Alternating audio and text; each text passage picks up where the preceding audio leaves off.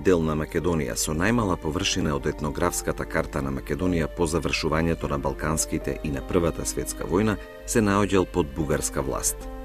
Како рефлексија на отпорано започнатите миграцијски движења и меѓународни договори кои ја озакониле размената на население помеѓу балканските држави, започнало населување на македонски емигранти од деловите на Македонија под српска и грчка власт, што во суштина предизвикало зацврстување на македонскиот етнички елемент на овие простори. Хомогенизирањето на македонскиот народ во Пиринска Македонија создал подобри услови за политичка активност на многу легални и нелегални македонски организации кои на различен начин го актуализирале и поставувале решавањето на македонското прашање. Во Пиринскиот дел на Македонија, автономистичката ВМРО во времето помеѓу двете светски војни создала паралелен систем на власт, а поради вооружените и терористичките методи на дејствување го парализирала функционирањето на останатите македонски организации. Во меѓувоениот период силно било влијанието и на организацијата ВМРО Обединета, како и на приврзаниците на поранешниот раговодител на Серскиот револуционерен округ на ВМРО Јане Сандански, така наречените санданисти кои уште од периодот на отоманската власт имале голема поддршка кај македонците од овие краишта. Во вакви политички и општествени услови, Пиринска Македонија под бугарска власт го дочекала почетокот на Втората светска војна.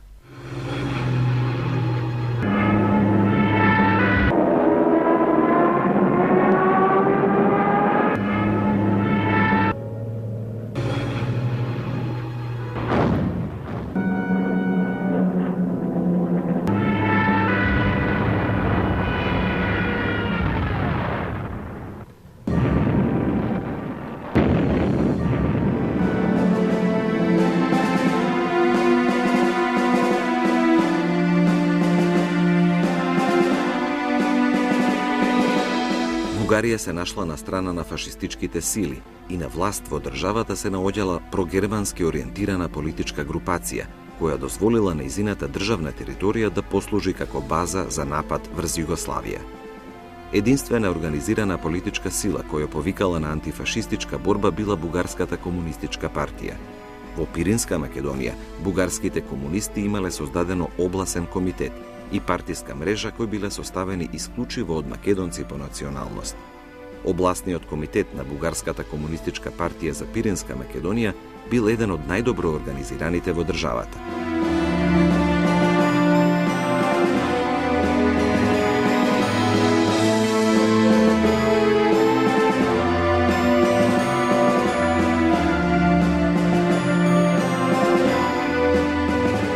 Во 1941 година Централниот комитет на Бугарската комунистичка партија воопшто не се мешал во организацијските работи на областниот комитет за Пиринска Македонија, кој имал целосно автономен статус во рамките на оваа левичарска бугарска политичка партија.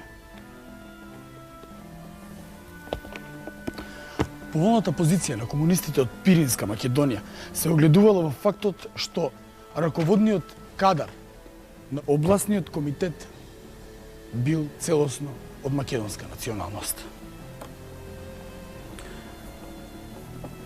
Ваквите околности придонеле народно-ослободителното движење во Пиринска Македонија да постигне голема масовност и висок степен на организираност.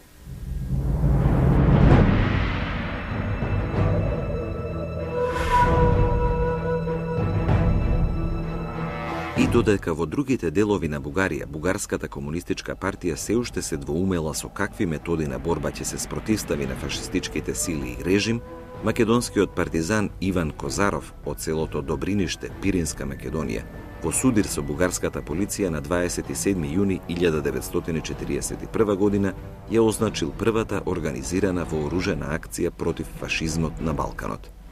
По првата вооружена акција во текот на 1941 година дошло до омасовување на вооружената борба на македонскиот народ во Пиринска Македонија. Со своите организаторски способности и авторитет кај македонскиот народ се истакнал Никола Парапунов, кој подоцна станал прв раководител на областниот комитет на Бугарската комунистичка партија за Пиринска Македонија. Од страна на војно-политичките раководители во Пиринска Македонија била спроведена акција за собирање на оставеното оружје на одбранбената линија Метаксас во Егејска Македонија под грчка власт. Во Разлошко, веќе од 1941 година биле формирани повеќе партизански групи кои прераснале во одреди. Во 1942 година настанале неколку провали во редовите на партиската организација во Пиринска Македонија, во кој бугарската полиција уапсила или убила повеќемина македонски и воено-партиски активисти. Во март и мај 1942 пред воените судови во Софија и Горна Џумаја биле изведени 53 припадници на антифашистичкото движење во Пиринска Македонија, на кои под обвинение за комунистичка дејност само во двата судски процеса им биле изречени 15 смртни пресуди. Како резултат на организаторската работа на Парапунов и на другите воено-партиски раководители, дошло до консолидација на народно-ослободителното движење во Пиринска Македонија, при што во 1942 година биле создадени партизански чети во Разлошко и Горноџумајско. Во 1943 година бугарската полиција и војска започнала жестока офанзива за уништување на партизанските одреди во Пиринска Македонија. Покрај војската и полицијата, бугарската влада се обидела да создаде и контрачети од поранешни припадници на организацијата ВМРО на Иван Михајлов, со што постоела опасност повторно да се активираат македонските меѓусебни ликвидации кои биле карактеристика за меѓувоениот период. Откако пропаднал таквиот план на владата во Софија, таа се обидела да го придобие македонското население на своја страна, со тоа што нудела големи парични награди за фатени или убиени борци на македонските партизански одреди. И покрај ваквите мерки на владата, пролетта и летото 1943 година, вооруженото востание на македонците во Пиринска Македонија кулминирало со создавање на неколку партизански одреди во Горноџумајско и Разлошко. На 1 мај 1943 бил формиран партизанскиот одред Јане Сандански, кој подоцна со зголемувањето на бројот на борците прераснал во бригада.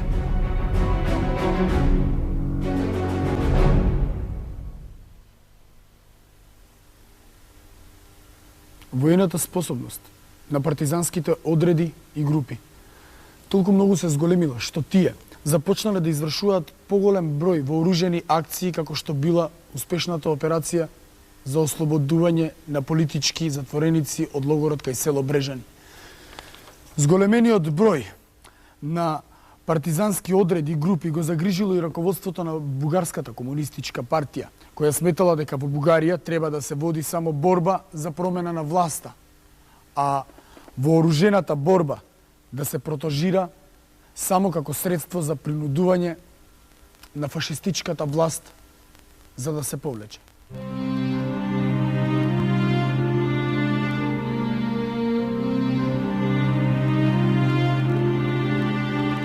Затоа, раководството на бугарските комунисти кон крајот на 1943 со писмо го известило областниот раководител Никола Парапунов дека тежиштето не треба да се стави само на вооружената борба, но и на другите форми на антифашистички отпор.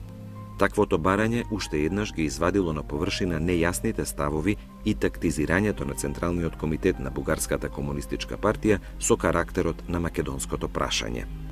На 9 декември 1943 година под неразјаснети околности загинал Никола Парапунов, со што народно-ослободителното движење во Пиринска Македонија претрпело голема загуба.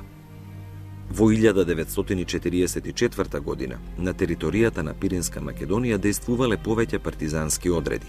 Разлошкиот партизански одред Никола Парапунов, Горноџумајскиот одред Никола Калапчиев, Свети Врачкиот одред Јане Сандански, Петричкиот одред Антон Попов и Неврокопскиот партизански одред Анешти Узунов.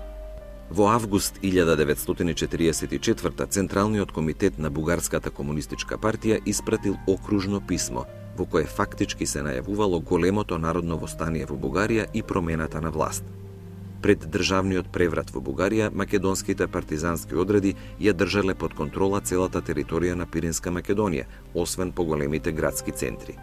На 9 септември 1944 година фашистичката власт во Бугарија била сменета, а на нејзино место дошол Отечествениот фронт на Бугарија, со што се создале поволни услови за решавањето на статусот на Пиринска Македонија.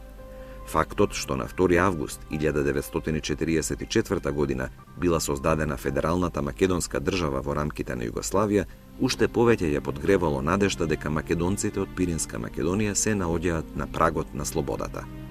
Се поизразени биле тенденциите за присоединување на Пиринска Македонија кон Народна република Македонија, односно Југославија. На 15 септември 1944 во Горна Џумаја пристигнала делегација од Југославија, предводена од Светозар Вукмановиќ Темпо, во која биле вклучени и командантот на Генералштабот на Народно-ослободителната војска на Македонија Михајло Апостолски и Бане Андреев. На средбата со членовите на окружниот комитет на Бугарската комунистичка партија, македонските делегати го поставиле прашањето за присоединување на Пиринска Македонија кон Народна република Македонија. На 24 септември делегацијата на која се приклучил и Лазар Колишевски пристигнала во Софија и ги продолжила разговорите со раководството на Бугарската комунистичка партија за интегрално решавање на македонското прашање. На 2 ноември 1944 Централниот комитет на Бугарската комунистичка партија испратил писмо до југословенскиот председател Јосип Броз Тито, во кое што го признал правото за обединување на македонскиот народ во една заедничка држава и го признал постоењето на македонскиот национален идентитет на населението во Пиринска Македонија. Тоа фактички го означувало периодот на почетокот на културната и националната автономија на македонците во Пиринска Македонија.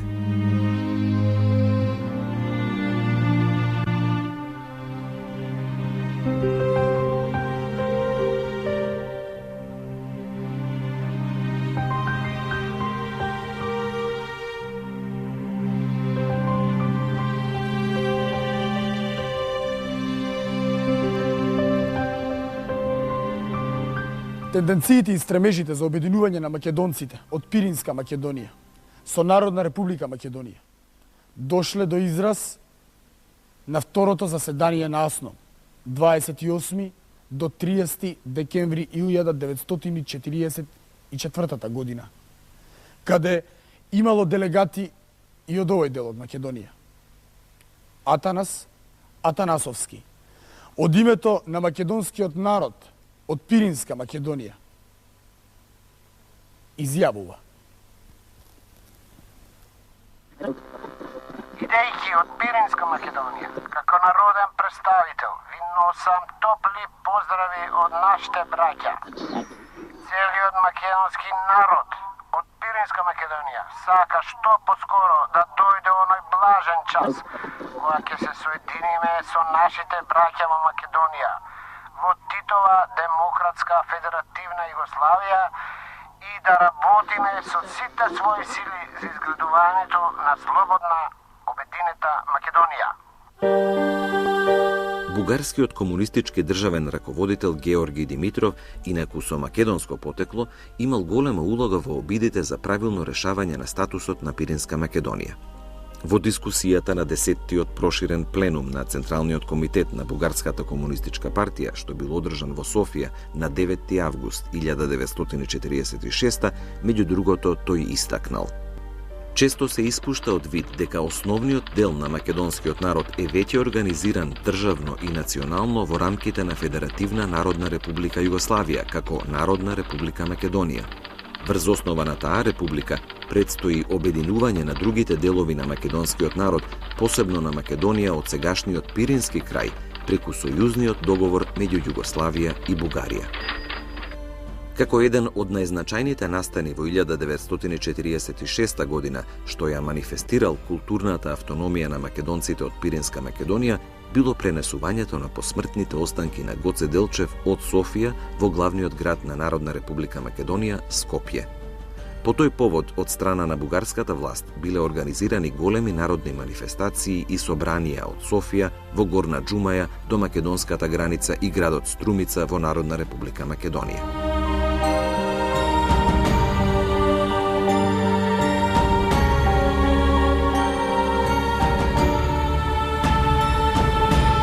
Еве што пишува за значењето на префрлувањето на моштите на Гоце Делчев во Народна република Македонија, македонскиот револуционер Христо Калајџиев. Тргнувајќи од таа неопходност, македонската влада изрази барање и Националниот комитет на Сојузот на македонските братства во Бугарија се согласи останките на Гоце да бидат пренесени во Скопје. По тој повод, Националниот комитет организира поклонение на неговите останки во Македонскиот дом и големо јавно собрание кое ќе се објави дополнително. Со тоа, Националниот комитет сака да им даде можност на македонските патриоти и на сите демократи во Бугарија да ги изразат своите симпатии кон Гоце и кон македонскиот народ.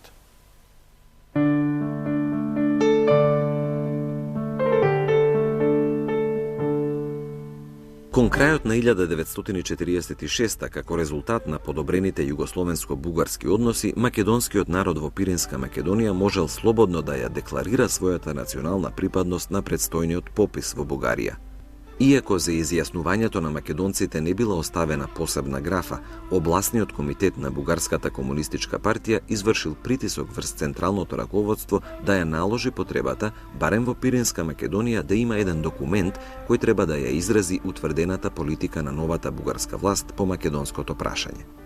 Така, во весникот Пиринско дело излегол проглас на областниот комитет на Отечествениот фронт до жителите во Пиринска Македонија, во кој меѓу другото стоело: започна пописот на населението во Отечествено-фронтовска Бугарија. За прв пат при пописот на жителите во Бугарија заедно со другите народности се признава и правото на македонците да се пишуваат како македонци. Признавањето на правото на македонскиот народ на национален живот е голема победа на правилната национална политика на Отечествениот фронт, а и на нејзината народна власт. На македонците од Горноџумајската област им се даваат сите права и слободи да ја изразуваат слободно и непринудено својата волја при пописот и регистрацијата, својата националност спрема своите разбирања и чувства. Согласно неофицијалните податоци од првиот повоен попис на населението во Бугарија, во Пиринска Македонија имало 206.814 жители, од кои 90,73% по националност биле македонци, односно 187.680.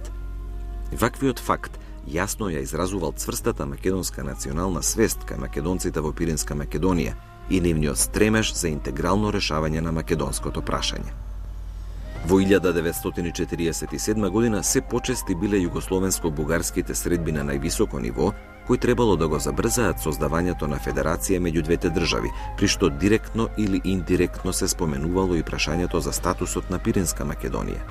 Од 30 јули до 1 август 1947 година биле водени преговори меѓу двете држави во Блед, Југославија, при што биле потпишани неколку протоколи и договори за пријателство, соработка и взаемна помош, а се очекувало да се зборува и за статусот на Пиринска Македонија. Како единствен македонец кој бил присутен на овие разговори бил Лазар Колишевски.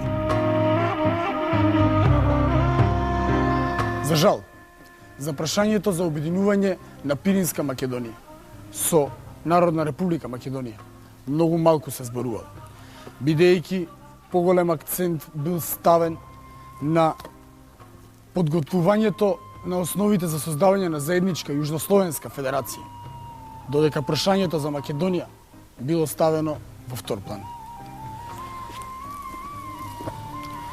Во поглед на тоа прашање, се сугерирало да продолжат активностите за подигнување на националната свест кај македонците во Пиринска Македонија, како и кај македонските емигранти во Бугарија.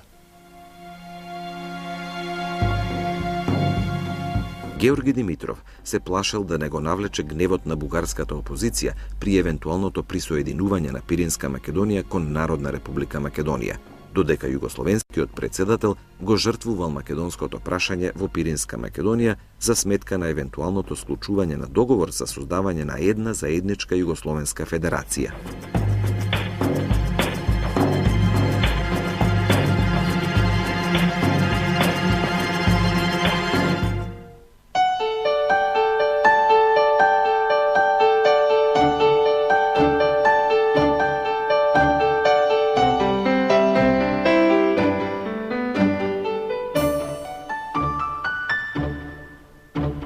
Тежненијата на македонците во Пиринска Македонија за своја културна и национална афирмација имале свој израз и во некои други форми.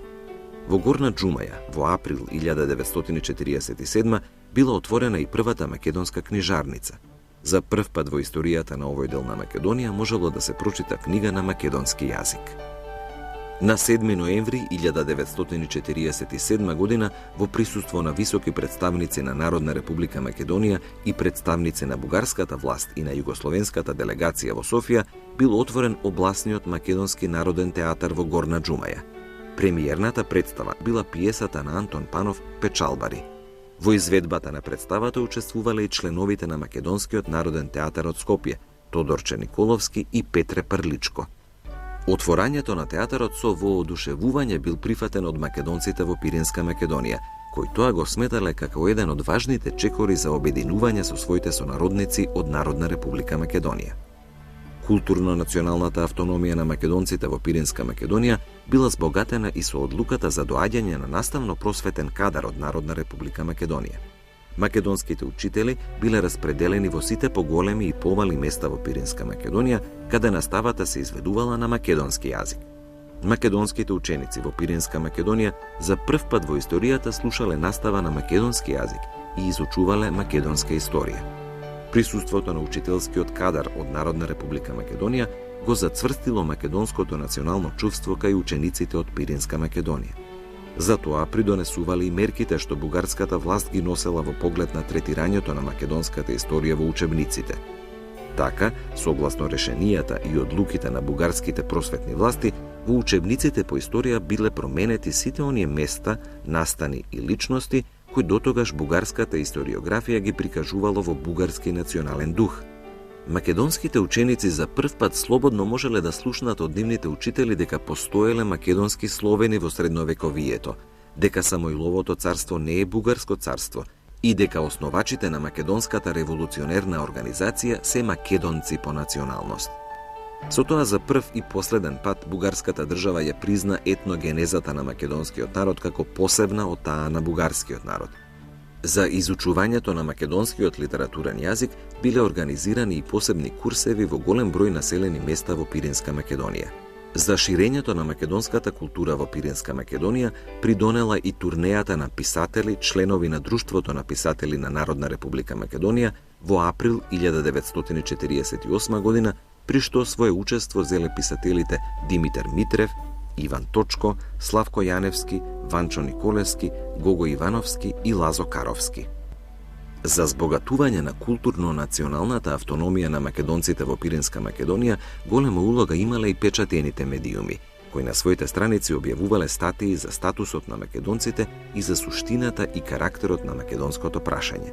Од весниците кои најчесто објавувале статии на македонски теми се истакнува весникот Работническо дело, Отечествен фронт и посебно оние весници и списанија што ги издавала македонската емиграција во Софија, како што бил весникот Македонско знаме, Доброволец, Македонска мисла, како и органот на обласниот комитет на Отечествениот фронт Пиринско дело, што излегувало во Горна Џумаја. Културно-националната автономија на македонците во Пиринска Македонија траела до јуни 1948 година, кога била донесена резолуцијата на Информбирото за состојбите во Југославија. На страната на резолуцијата на Информбирото застанала и Бугарија, која се придружила на нападите на СССР и на другите источно-комунистички држави кон Југославија. Бугарските воено-политички раководители веднаш се вратиле на старите позиции во поглед на македонското прашање. Народна република Македонија била обвината од нивна страна дека води шовинистичка политика кон Бугарија и дека бара отцепување на делови од бугарската државна територија. Георги Димитров во 1949 година починал, со што заминал и еден од последните државни раководители во Бугарија кој имал правилни ставови кон решавањето на македонското прашање.